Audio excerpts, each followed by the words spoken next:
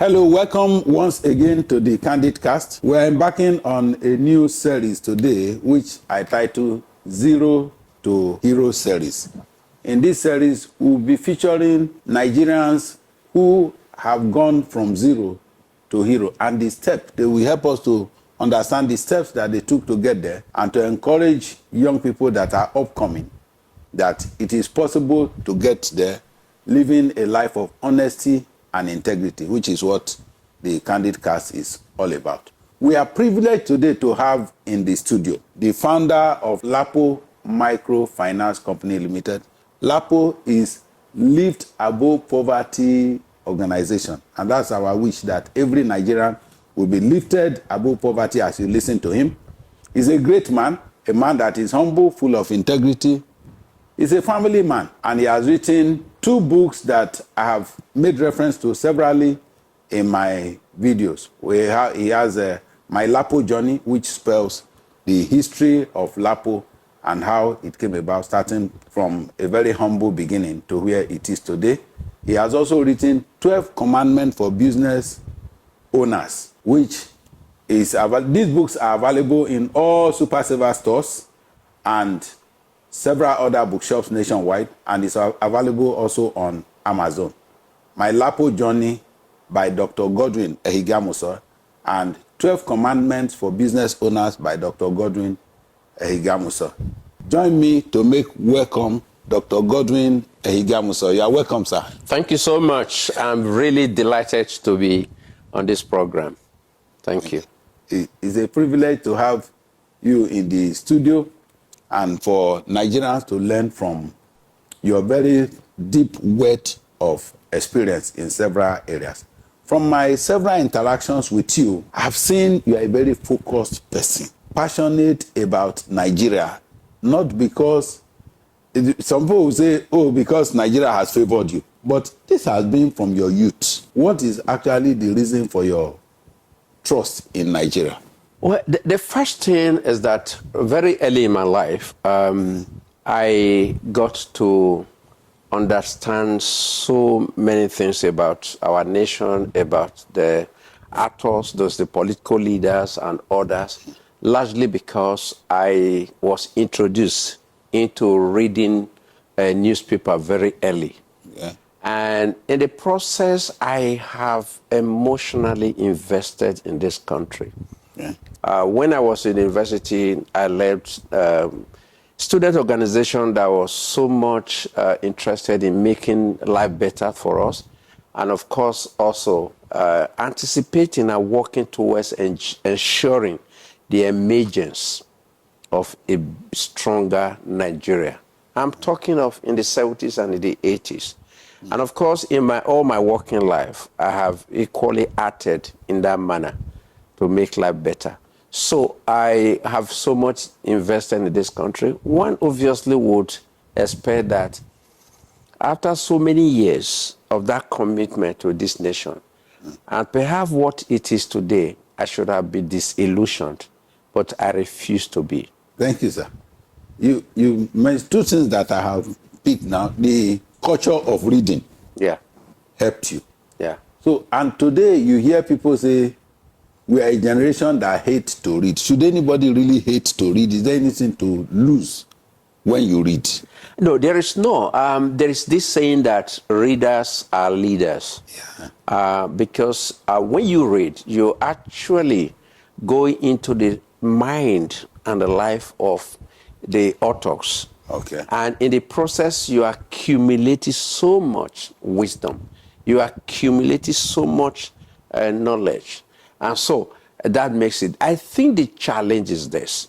When it comes to the issue of, do I call it entertainment? The easiest, obviously, is visual. So it's easier for you to sit behind before a television and you watch a movie. And of course, the next is music. You listen. And reading could also be a bit very challenging. And it is for that reason that people do not commit to reading. But as I would say, very early commit to reading, and you will surely succeed. And it has helped you. Yeah. So far, and it has helped several people. The statement that readers are leaders cannot be faulted. Yeah. You also mentioned that you could have been disillusioned. I observed that several people that started the cooperative movement with you faded off. Yes. When we hear microfinance today, you scarcely see anyone that was founded in the 90s that is still standing, except LAPO. What's the secret? Why were you not discouraged when every other person was? Well, first of all, still talking about Nigeria, let me add to the fact that one of the reasons why I strongly believe in Nigeria is philosophically, the darkest moment we eventually will end in a dawn that will bring a bright sun. I see that we have a future in this country. Coming to why we have survived, I think it's a combination of many factors. We were committed to a number of virtue, cultivated them.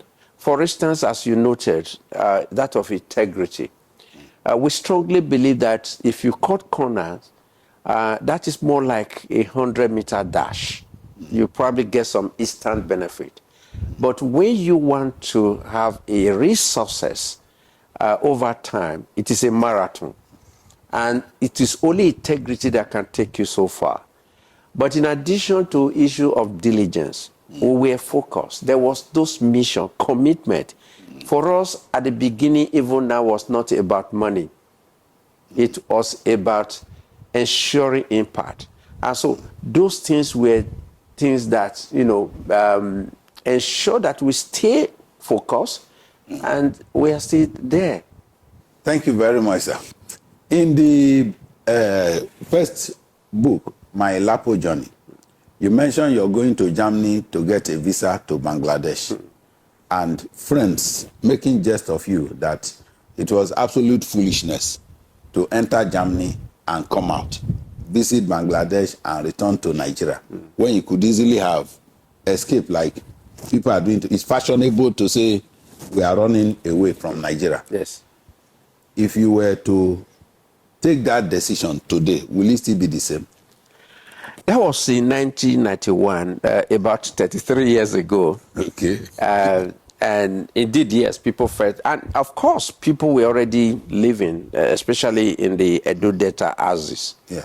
And the reason why I did not, and it never really come across my mind to do, was because I was focused on what I have started. LAPO obviously was very small at that point, but I saw that there was going to be a great future for it. So if today, if I were to relive that situation, I would do the same thing. That is, return to this country. This is my counsel to young people. If you are talented, and you know you are, and you have a focus, and you desire to eventually make impact on humanity, even in this country, I think that this is not the right time to leave Nigeria. It could be dark, but there are opportunities. And I see a bright sun rising tomorrow. Thank you very much. So the key factors are focus, you knew what you wanted, reading, there was a desire to learn, there was a determination to get to the end. That thing you have seen in your mind's eyes, you want to get there. And the same thing will work today for any young person. Thank you. That's quite, I'm talking about what I have picked from what you said, and I believe our viewers are also picking some lessons from it. Then I see that one of the things people look at in trying to run away is the value of our currency. But in my journey around Africa, I see that almost all the African countries have stronger currency than Nigeria, but they don't have richer populace. But can we equate strong currency to strong economy and strong wealth for the people? I think it's true, and I want to really put that. The first time I went to Kenya was 1996. Okay. And their Kenyan shillings were 3 Kenyan shillings to 1 naira. Okay. Recently, I was in Kenya, and it is 12 naira to one Kenyan shillings. So it is also important to note that strong currency is an indicator of a strong economy.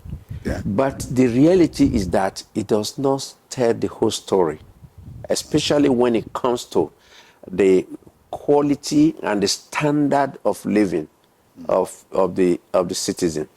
I think the key factor for me are opportunities and also enterprise. I have visited a large number of countries in Africa, and I have not seen any country in Africa where the citizens are as enterprising as Nigerians. And so when you have enterprising people, and of course you had some opportunity, that makes the difference when it comes to the standard of living of the individual.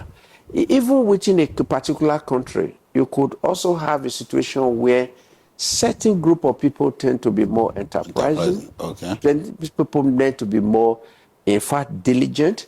And of course, when it comes to the issue of prudence and all that, they tend to really have a better standard of living. Or, on the other hand, you could see that they have a lower incidence or rate of poverty. So the secret, what is building us as Nigerians, is our entrepreneurial skill or abilities and that drive, the can-do spirit of a Nigerian. Yes. I watched a video recently from a Kenyan that was saying she wished Nigeria would colonize Africa if there was another that the drive you find in a Nigerian. She wished every African will imbibe it. That's what people envy about Nigeria. Thank you so much. Let's look at the fact that today you are one of the foremost Nigerian entrepreneurs. You started off as a civil servant. And in those days, civil service had no way of making anybody rich. So people were poor. What informed your using part of your little salary that was not even enough to start an organization aimed at bringing people out of poverty? Let's look at this with my mindset and what was the clear motivation for me to begin what we call today LAPO. If you go back a little, when I was in university, I was involved in leading a student organization that was committed to enhancing the condition of living of people at the bottom end of the society. We call them whatever you call them, whether masses or poor people. Grassroots. Of course, that was clear. And so by the time I was stepping out of the university, I had a very clear ideological clarity on what meaningful development should be.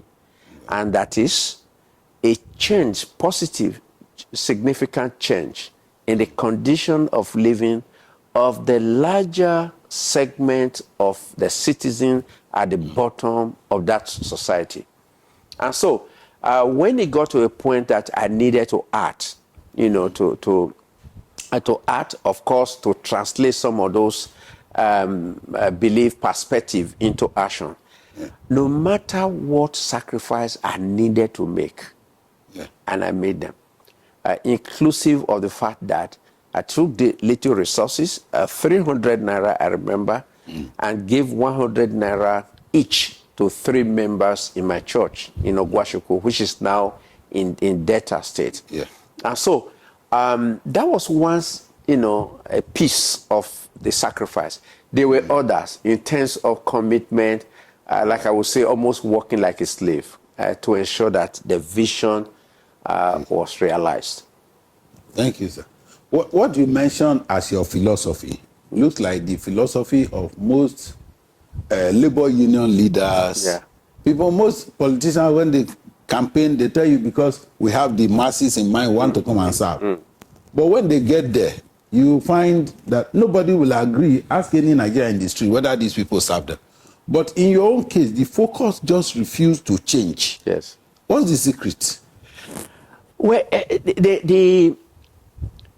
my belief about the need to empower the ordinary people was not motivated by any benefit or a sort of, benefit that will come. For me, it was a deep-seated conviction that if you want to see a better society, then attention must be on this type of people, addressing what their challenges are. About 35 years ago, when this happened to me, I realized that there were three basic challenges that the people were facing. The first was the fact that of material deprivation and never having access to institutional credit, like the people at the top, they have access to from commercial bank. These ordinary people never had that. And I strongly believe that and a positive change will take place in their life if credit on affordable condition is added to their, their labor or their skill, And so I did that. The second thing, I strongly believe that the issue of poor health was also, and there was the need to intervene in this area. One thing was very particular, especially the child care.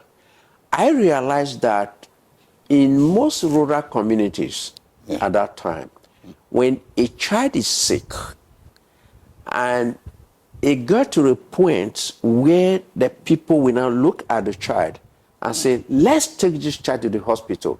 Believe me, that child is clinically dead. So we came up with what we call health awareness to begin to educate these women on what they need to quickly do to ensure that the survival of their children. Lastly, for me, was the issue of social exclusion. I'm not talking about financial exclusion now. Yeah. Social exclusion, realizing that the poor people tend to be drawn back. They tend to have low self-esteem. And that affects their capacity to realize their potential. And so we came up with 3 programs. Use credit to address material deprivation. Give them money to do their business. Okay. Use health awareness to create awareness on health issues, theirs and their children's health. And of course, come up with very innovative social development program to address the whole issue of poverty, to address the poverty of the mind, and of course to address the issue of gender inequity. Thank you very much. This has been very inspirational and educative for me as a person, and I expect the same for our audience. This is where we draw the curtain on today's episode of the Candid Cast. I'll say thank you for staying tuned. God bless you until we come your way again next week.